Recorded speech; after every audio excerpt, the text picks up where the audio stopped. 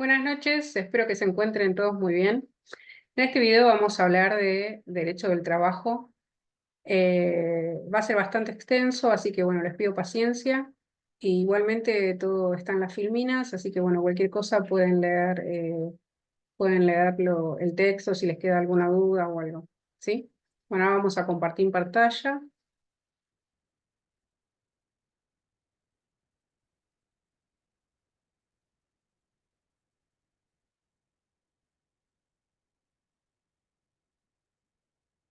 Vamos a esperar a que se cargue, pues son varias.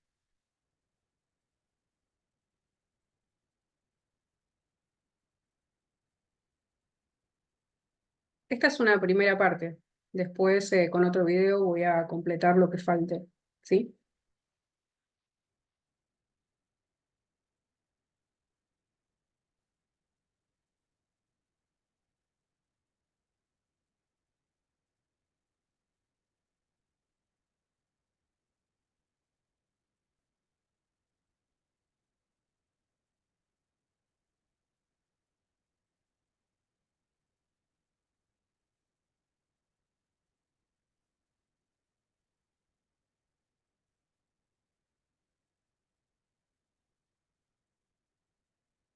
Bueno, comencemos.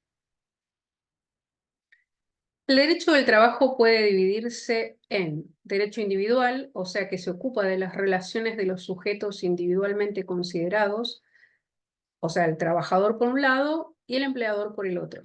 El derecho colectivo, que regula las relaciones de los sujetos colectivos, por un lado la Asociación Profesional de Trabajadores, que vendría a ser el sindicato, y por el otro los grupos o entidades representativas de los empleadores, cámaras empresariales, y también la de ellos con el Estado, o sea, el órgano de aplicación y control.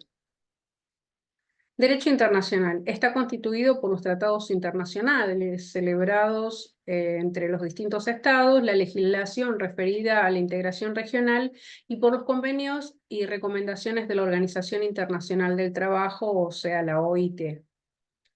Derecho administrativo y procesal del trabajo se ocupa del procedimiento en la órbita judicial ante los tribunales de trabajo y del procedimiento administrativo, esencialmente ante el Ministerio de Trabajo, en el que actúa como veedor, medidor o árbitro entre los conflictos individuales y colectivos. Bueno, ¿cuáles son sus características? Características del derecho del trabajo. Es un derecho dinámico, en constante y continua evolución. Es un derecho de integración social. Sus principios y normas obedecen al interés general de proteger al trabajador.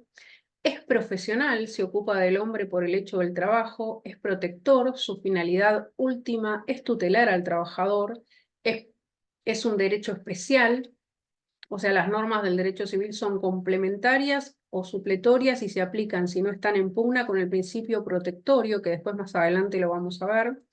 Es autónomo, tiene autonomía científica, legislativa y didáctica. Bueno, la naturaleza jurídica. Aunque el derecho del trabajo es una parte del derecho privado integrado por normas de orden público, doctrinariamente se lo considera como un derecho mixto. En materia de derecho individual prevalece el orden público, por la cual cabría afirmar que se trata de un derecho privado limitado por el orden público laboral. Disposiciones generales. Fuentes jurídicas. Son aquellas que determinan el marco y los contenidos del sistema jurídico. Tienen por finalidad regular las conductas en sociedad desde una perspectiva contractual y extracontractual. En el caso de los trabajadores son un marco protectorio y para las empresas determinan los límites y alcances respecto de sus derechos y atribuciones. Ley de Contrato de Trabajo 20.744, esta es la ley sobre la que vamos a hablar. Y bueno, en primer lugar tenemos el artículo 1 que habla de las fuentes de regulación. El contrato y la relación de trabajo se rigen por esta ley, la 20.744, por las leyes y estatutos profesionales, por las convenciones colectivas o laudos arbitrales, por la voluntad de las partes y por los usos y costumbres. Bueno, vamos a hablar un poco de la normativa, ¿no? Que también son las fuentes. Las fuentes propias. Tenemos los convenios colectivos Bueno, un convenio colectivo es el acuerdo celebrado ante una asociación sindical con personería gremial y una empresa o grupo de empresas o la representación de los empleadores, que debe ser homologado por el Ministerio de Trabajo. El convenio colectivo sigue vigente aunque esté vencido hasta que otro lo renueve.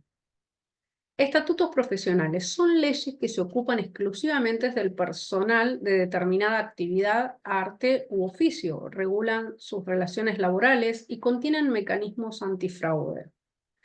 Laudos arbitrales, obligatorios y voluntarios.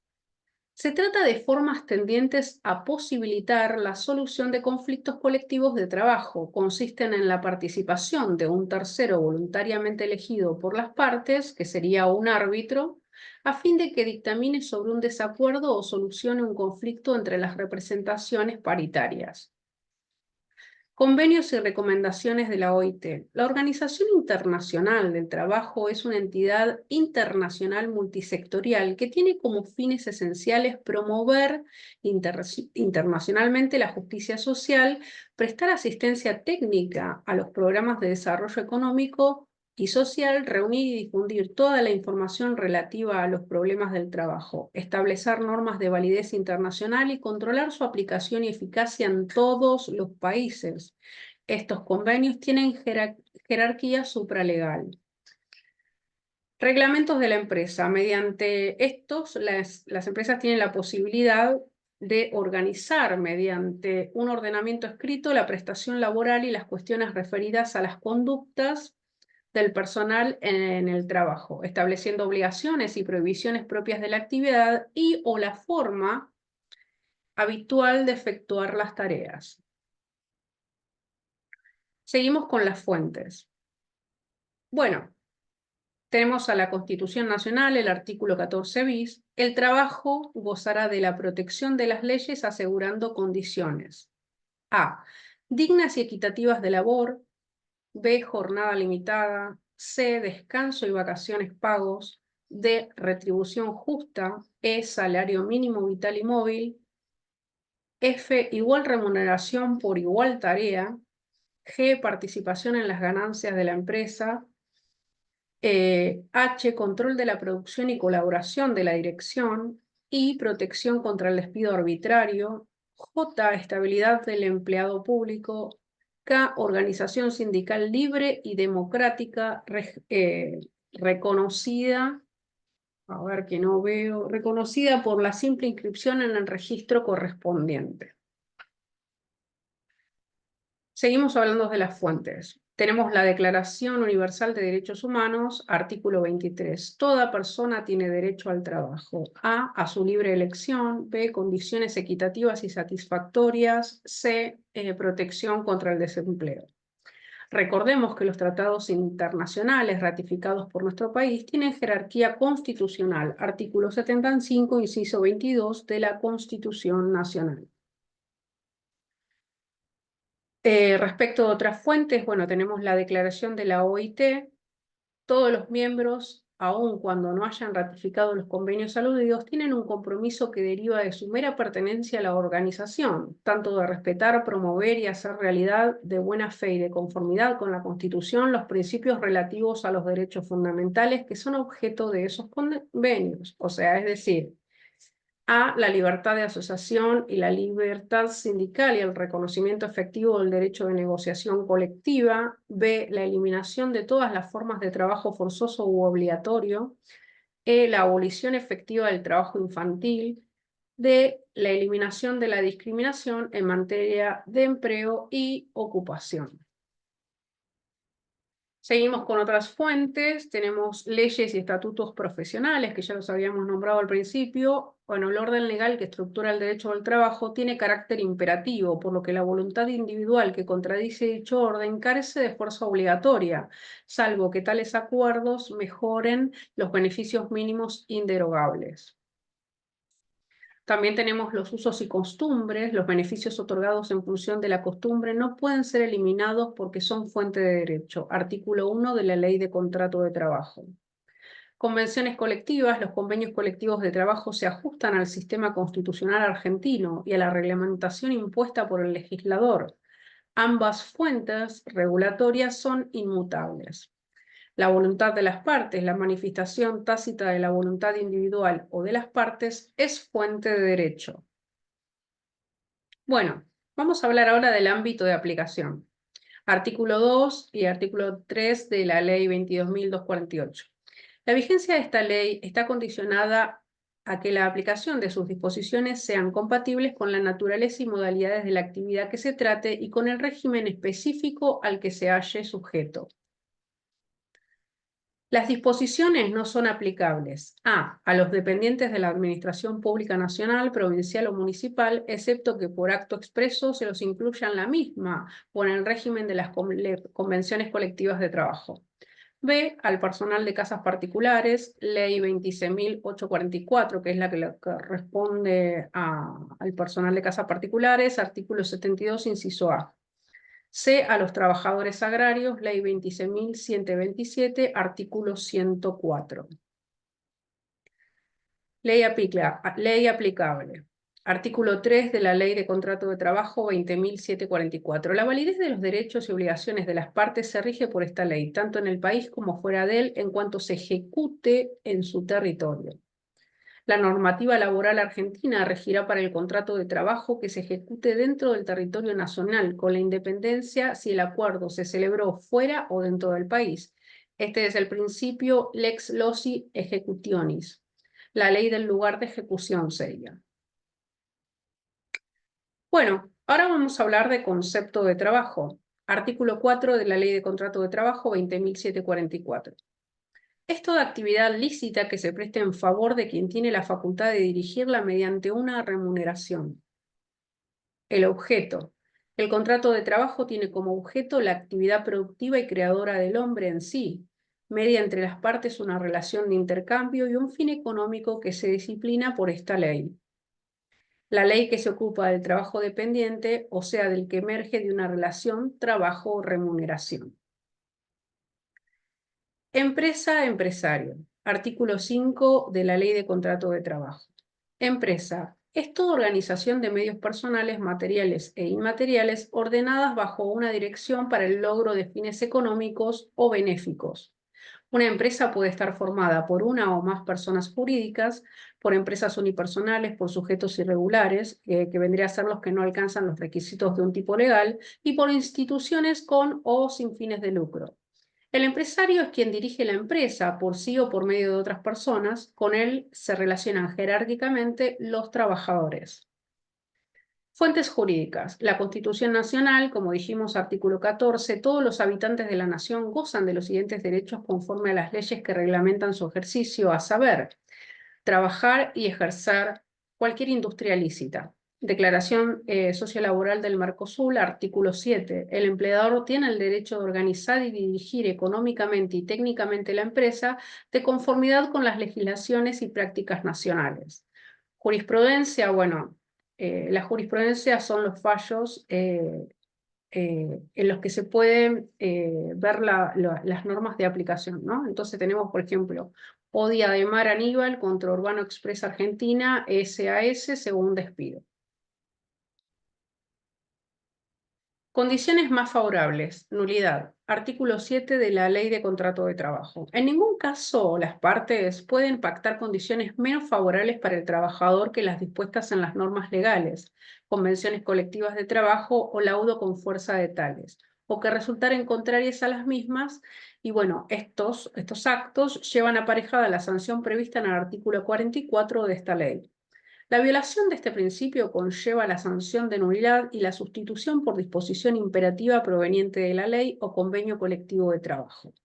Otra jurisprudencia que tenemos, que es otro facho del Senat, Sala X, Romero Alberto contra Seifeld, S.A.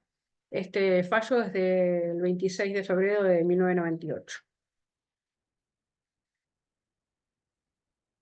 Bueno, el principio, ahí apareció una S que no sé, el principio y sus funciones. Principios del derecho del trabajo. Los principios del derecho del trabajo son reglas inmutables e ideas esenciales que conforman las bases sobre las cuales se sustenta todo el ordenamiento jurídico laboral, y su fin es proteger la dignidad del trabajador y proyectar su eficacia.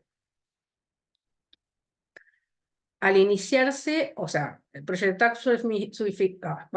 proyectar su eficacia al iniciarse durante el desarrollo y hasta el momento de la extinción del vínculo laboral.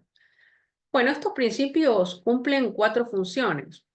La primera es orientadora e informadora, ilustra al legislador y delimita su actuar conforme a las pautas superiores, orientando a quien debe sancionar una ley y sirviendo como fundamento del ordenamiento jurídico.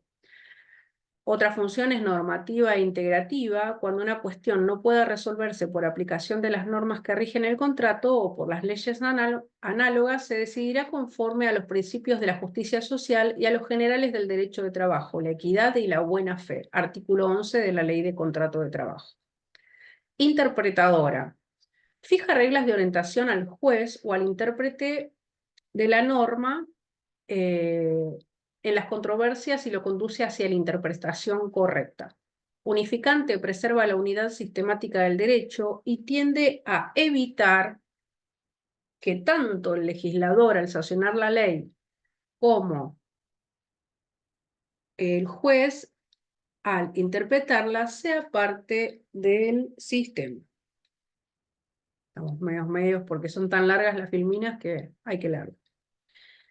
Bueno, ahora vamos a hablar recién hablamos de las funciones de los principios, ¿no? Que son 4. Ahora vamos a hablar empezar a detallar cuáles son esos principios, ¿sí? El principio protectorio e indubio pro operario.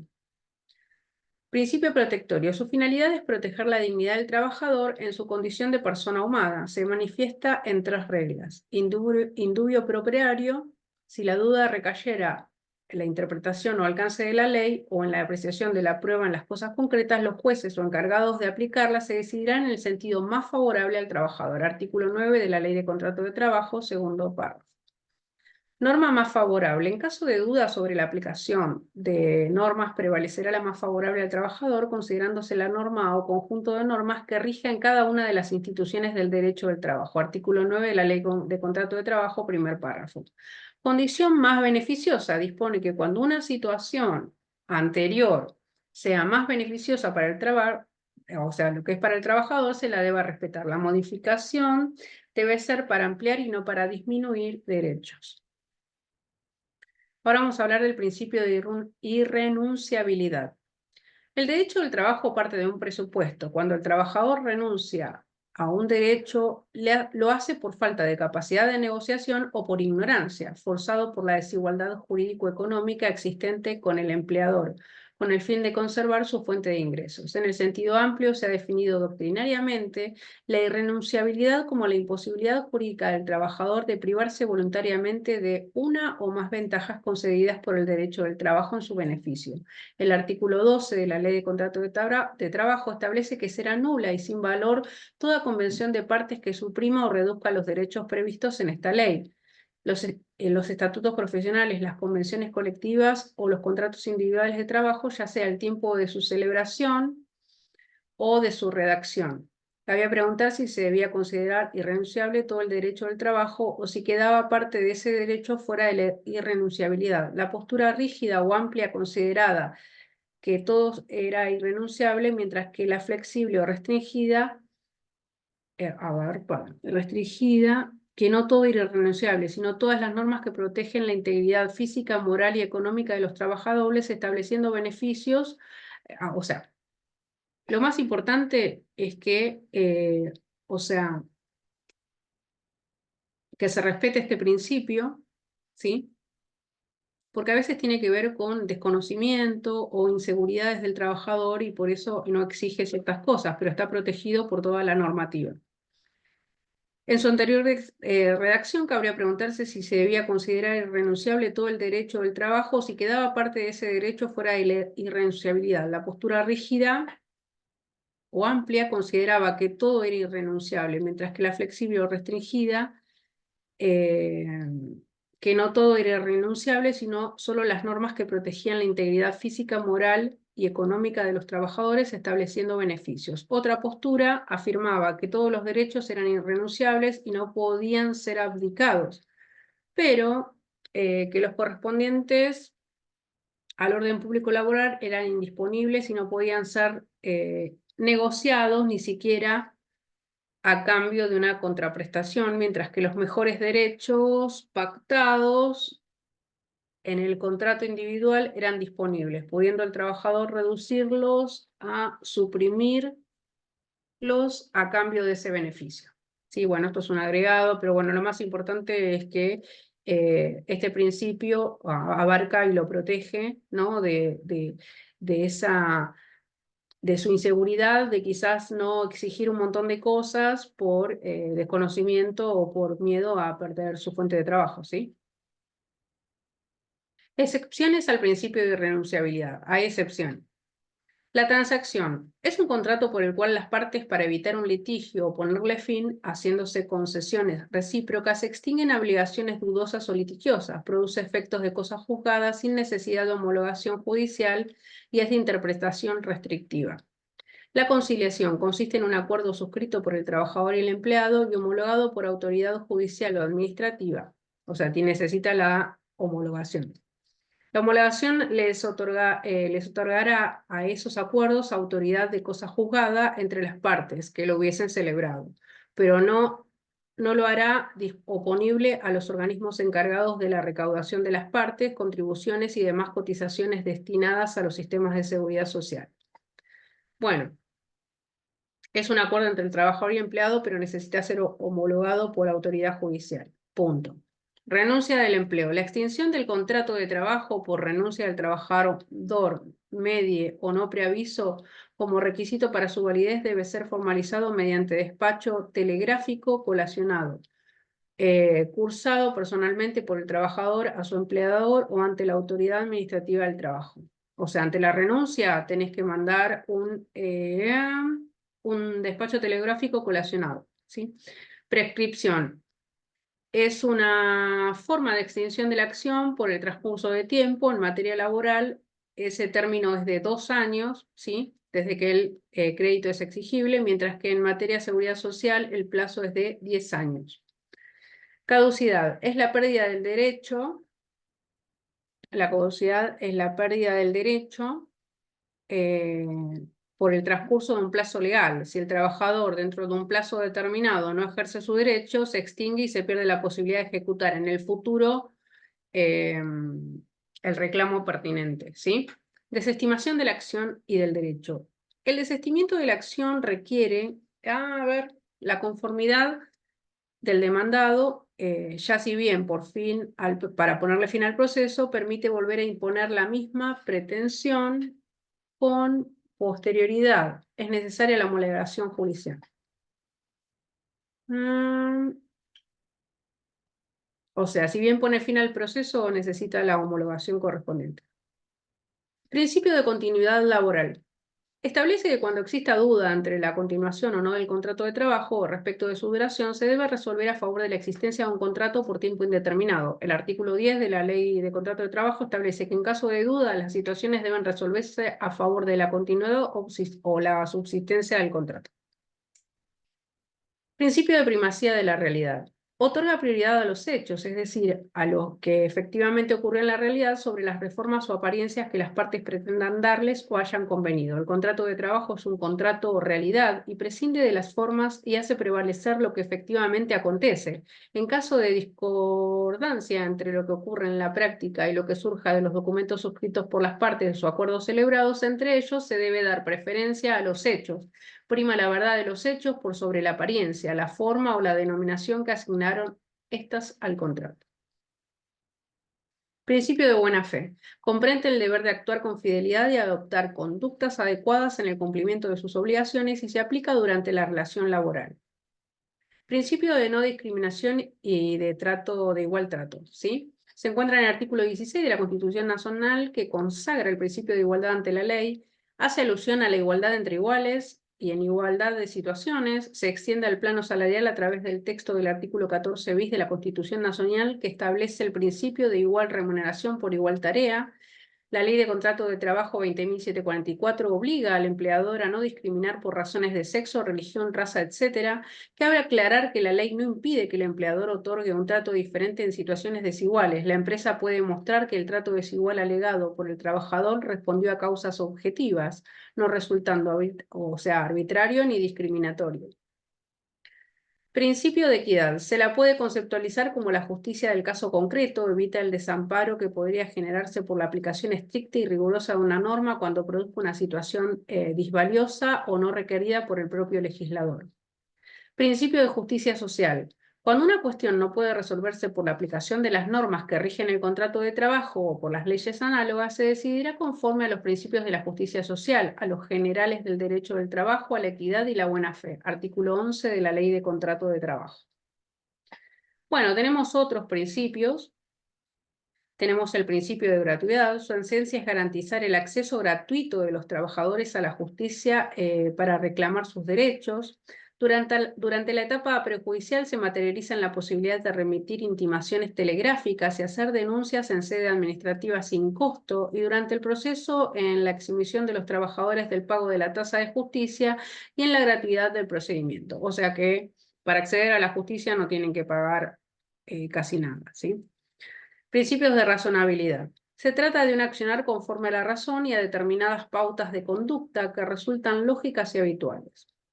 El principio de progresividad apunta a que las garantías constitucionales de los trabajadores en virtud de la protección establecida en el artículo 14 bis de la Constitución Nacional no se vean condicionadas por eventuales normas regresivas que atenten contra el orden público laboral.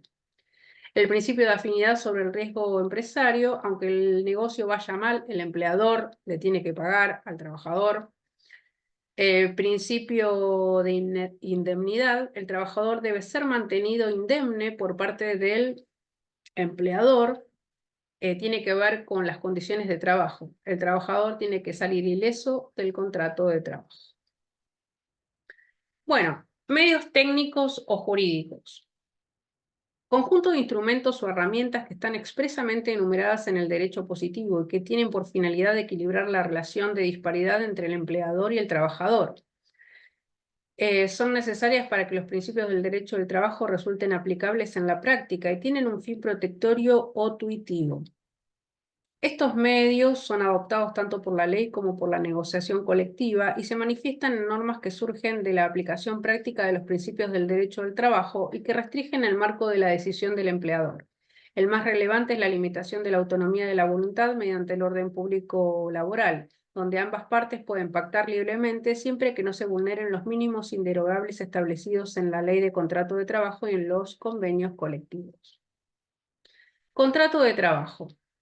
Concepto. El artículo 21 de la Ley de Contrato de Trabajo dispone que hay contrato de trabajo cualesquiera sea su forma o denominación, siempre que una persona física se obliga a realizar actos, ejecutar obras o prestar servicios a favor de la otra y bajo la dependencia de ésta, durante un periodo determinado o indeterminado de tiempo mediante el pago de una remuneración. Sus cláusulas en cuanto a la forma y condiciones de la prestación quedan sometidas a las disposiciones de orden público, los estatutos, las convenciones colectivas o los laudos con fuerza de tales y los usos y costumbres. Caracteres.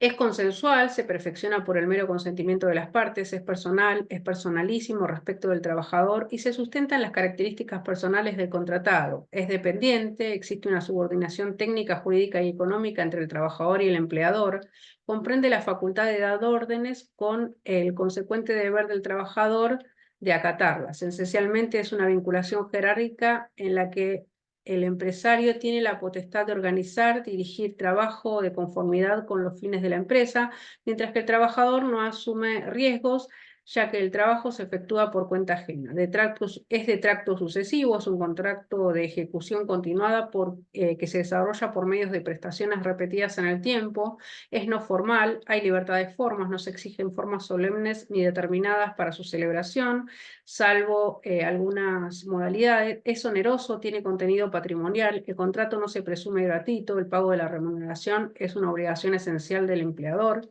es bilateral y sinalagmático. Al existir reciprocidad en las posiciones jurídicas, los derechos y obligaciones del trabajador se corresponden con los del empleador y viceversa. Es conmutativo, hay equivalencia a las prestaciones y las ventajas para ambas partes no dependen de un acontecimiento incierto. Es típico, tiene una regulación propia contemplada por la Ley de Contrato de Trabajo que admite modalidades especiales relativas al tiempo o a la forma de la prestación de los servicios y que lo distinguen claramente de otros contratos. Relación de trabajo. Relación de trabajo. El artículo 22 de la Ley de Contrato de Trabajo dispone que habrá relación de trabajo cuando una persona realice actos, ejecute obras o preste servicios a favor de otra, bajo la dependencia de esta en forma voluntaria y mediante el pago de una remuneración, cualquiera sea el acto que le dé origen. La ley presume que quien trabaja en relación de dependencia celebró con anterioridad por lo menos un acuerdo tácito que resulta válido al ser el contrato de trabajo por esencia informal, para evitar que el empleador utilice los servicios del trabajador y posteriormente desconozca el vínculo fundándose en la inexistencia del contrato. Se impone que los efectos de la relación sean similares a los del contrato de trabajo, salvo que un tercero de buena fe lo desconozca y se haya opuesto a esa prestación. En el caso del trabajo no registrado, o sea, en negro, hay contrato de trabajo, relación de trabajo, ya que hay acuerdo de voluntades y prestación de la actividad. Pero ni el contrato ni el trabajador fueron registrados por el empleador en la forma que prescribe la ley. Relación de dependencia. Relación de dependencia. El trabajo en relación de dependencia es un trabajo dirigido, está bajo la dependencia o dirección del empleador. El empleado pone a disposición su fuerza de trabajo y se somete a las decisiones e instrucciones. Y como contraprestación, el empleador se compromete a pagarle la remuneración pactada y a otorgarle condiciones dignas, seguras e higiénicas para su condición humana. Diferencia entre contrato de obra o servicio. El Código Civil y Comercial de la Nación dispone que el contrato de obra o servicio es un contrato civil por el cual una parte, actuando independientemente, se obliga a favor de otra a realizar una obra material o intelectual o a proveer un servicio mediante el pago de una retribución.